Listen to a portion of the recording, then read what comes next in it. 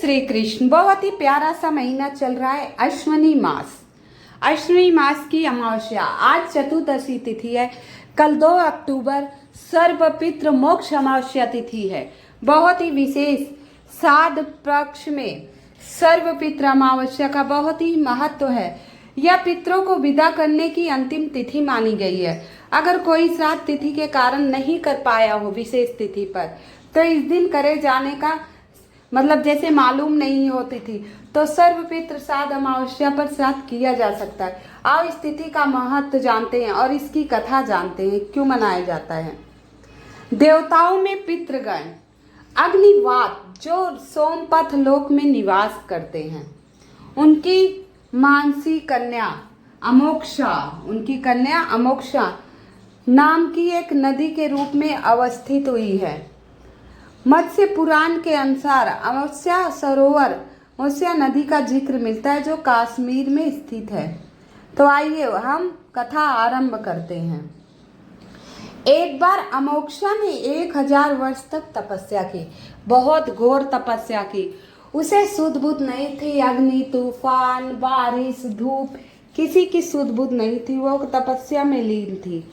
1000 वर्ष तक उसने तपस्या की। तपस्या देखकर जिससे प्रसन्न हुए देवताओं के पितृगण अग्निवात, बहिष्वद और अन्य पितृगण अमावस्यु के साथ अक्षोदा को वरदान देने के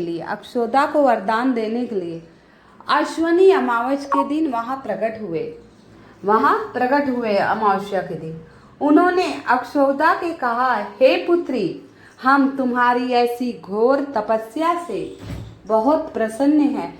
तुमने बहुत घोर तपस्या की और श्रद्धा भक्ति से की, इसीलिए तुम्हें जो चाहिए वर मांग सकती हो। हम तुम्हें वरदान देने के लिए तत्पर हैं, चाहे जो वरदान मांग लो। लेकिन अक्षोदा ने अपने पितरों की तरफ ध्यान नहीं दिया। जो पितृगण आए थे उनकी तरफ वो ध्यान ही नहीं दे रही थी। वो तो अति तेजस्वी पितृ अमावस्यु को अपलक निहारती रही। मतलब उनकी पलक भी नहीं जब कि अमावस्या इतना तेजस्वी थे, इतना सुंदर थे, उन्हीं को वो निहारती रही। और पितृगण उनसे क्या कह रहे हैं, वरदान मांगने के लिए कह रहे हैं क्या, उस बात का उन्हें भान ही नहीं था। अमावस्या को अपलक निहारती रही। पितरों को बार बार कहने पर उसने कहा, हे भगवान, क्या आप मुझे सचमुच वरदान देना चाहते हैं। इस पर तेजस्वी पितृ अमावस्या ने कहा, हे अक्षौदा, वरदान पर तुम्हारा अधिकार है। वरदान पर तुम्हारा अधिकार है, तुम्हारा अधिकार सिद्ध है। इसलिए कुछ मत सोचो, निसंकोच होकर जो तुम्हारे मन में वरदान मांगने की इच्छुक हो, उस वरदान को मांग सकती हो, क्योंकि हम तुम्हारी घोर तपस्या से अत्यंत प्रसन्न हैं। अशोकदा ने कहा, भगवान, यदि आप मुझे वरदान देना चाहते, हे पितृगण, हे देवतागण, अगर आप मुझसे इतना ही प्रसन्न हैं, आप मुझे वरदान देने के लिए तत्पर हैं, देना चाहते हैं, तो मैं अभी के अभी आपसे वरदान मांगती हूँ कि मैं तत्क्षण तुरंत आपके साथ अमावस्या के साथ रमण का आनंद लेना चाहती हूँ, क्योंकि वो अमावस्या से बहुत प्रभावित थी। उनका व्यक्तित्व देखकर, उनका तेज, उनकी सुंदरता देखकर। अशोदा के इस तरह कहे जाने पर सभी पितृ क्रोधित एवं नाराज हो गए। उन्होंने अशोदा को श्राप दे दिया। बोला, हे अशोदा, तुझे मैं श्राप देता हूँ, तो पितृलोक से पतित होकर, मतलब यहाँ से श्रापित होकर पृथ्वी लोक पर जाएगी। पितरों के इस प्रकार श्राप दिए जाने पर अक्षौदा ने पितरों के पैरों में गिरकर रोने लगी। बोली, हे पितृगण, आप मुझ पे प्रसन्न थे, वरदान मांगने के लिए कहा, मैंने तो वरदान ही मांगा, आप मुझे श्राप क्यों दिए। मुझे इस श्राप से मुक्त करिए, मुझ पर दया कीजिए, हे पितृगण, मुझ पर कृपा कीजिए। ऐसे कहकर बहुत तेज तेज वो रोने लगी। इस पर अमावस्या ने कहा, हे पितृगण, हमें इन्हें क्षमा कर देना चाहिए। तो इस पर पितरों को दया आ गई। उन्होंने कहा, अशोकदा, तू पतित योनि में श्राप मिलने के कारण मत्स्य कन्या यानी मछली की कन्या मत्स्य कन्या के रूप में जन्म लेगी। और फिर पितरों ने कहा, जहाँ भगवान ब्रह्मा के वंशज महर्षि पराशर तुम्हें पति के रूप में प्राप्त होंगे और तुम्हारे गर्भ से भगवान व्यास जन्म लेंगे। इसके बाद अन्य दिव्य वंशों में जन्म लोगी तुम, और पुण्य कर्म करते हुए, पूजा तपस्या यज्ञ करते हुए कई जन्मों तक तुम्हें जन्म लेना है, लेकिन तुम्हें जन्म दिव्य वंशजों में मिलेगा और फिर तुम श्राप मुक्त होकर पुनः पितृलोक वापस आ जाओगी। इस प्रकार कहे जाने से अशोकदा शांत हुई और शांत किया। उसने तपस्या आरंभ कर दी और इस प्रभाव से वह धरती पर चली गई। अमावसु के धैर्य और ब्रह्मचर्य को देखते हुए पितरों ने सराहना की, प्रशंसा की, यानी कि हे अमावसु, तेरा धैर्य, तेरा ब्रह्मचर्य अटल है। सुंदर कन्या के वर मांगने पर भी तू विचलित नहीं हुआ। इसीलिए हे अमावस्यु, हम तुम्हें वरदान देते हैं कि यह अमावस्या तिथि के नाम से, अमावस्यु के नाम से अब जानी जाएगी। हर महीने में अमावस्या तिथि आएगी। जो प्राणी किसी भी दिन श्राद्ध न कर पाए, केवल अमावस्या के दिन श्राद्ध तर्पण करके सभी बीते 14 दिनों का पुण्य प्राप्त करते हुए अपने पितरों को तृप्त कर सकता है, ऐसा सभी पितृगण अमावस्यु को वरदान दिए। तभी से प्रत्येक महीने की देखते हैं हर 15 दिन पे अमावस्या तिथि आती है।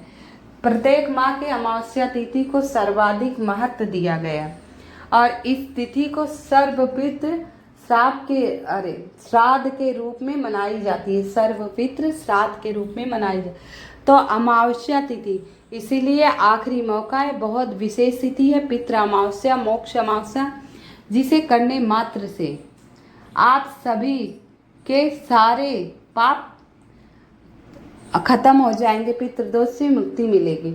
उसी पाप के प्रायश्चित कालांतर में यही अशोकदा महर्षि पराशर की पत्नी एवं वेद व्यास की माता सत्यवती बनी।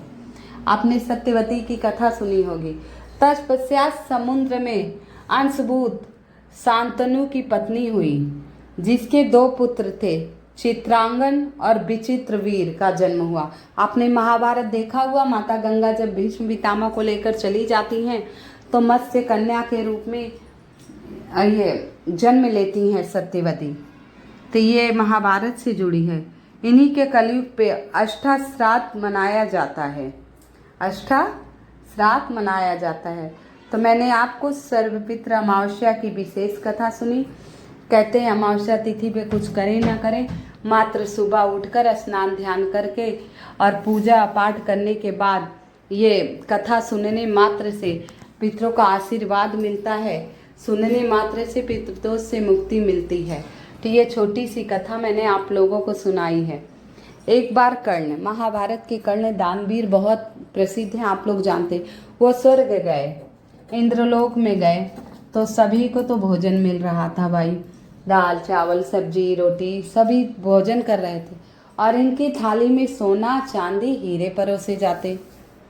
तो कर्ण बोले, हे इंद्र, हे देवादि देव, हे महाराज, आपके यहाँ सबको भोजन मिल रहा है, अन्न मिल रहा है और मुझे सोना चांदी परोसा जा रहा है, इसे मैं कैसे खाऊं, आप बताइए। इंद्र ने कहा, थोड़ा भी निसंदेह तुम सबसे बड़े दानी हो पृथ्वी पर। तुम्हारे बराबर पृथ्वी पर कोई दान नहीं किया है। तुम्हारे चौखट से कोई वापस नहीं गया है बिना दान लिए। लेकिन क्या तुमने अपने पूर्वजों के नाम से कभी अन्न का दान किया? तो कर्ण सोच विचार में पड़ गए, बोले नहीं। बोले, जब आपने अन्न दान ही नहीं किया, हीरा जवाहरात दान किए हैं तो वो आपको मिल रहा है। आपके दर से सब संतुष्ट होके गए, जितने याचक आए यहाँ की मैं भी आया था, मुझे भी तुमने संतुष्ट करके भेजा, लेकिन तुम्हारे पूर्वज तुमसे संतुष्ट नहीं है। तो बोले हे इंद्र, अब मैं क्या करूं? बोले अब आप पृथ्वी पर जाइए और अपने पूर्वजों को अन्न दान दीजिए, तो आपको अन्न का फल मिलेगा।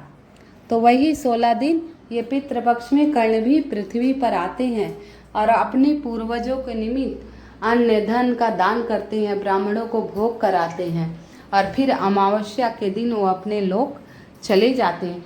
कहते हैं चंद्र जब कन्या राशि में आते हैं तो ये पितृपक्ष आता है, इसी में आए थे कर्ण, इसीलिए 16 दिन पितृपक्ष के नाम से मनाया जाता है।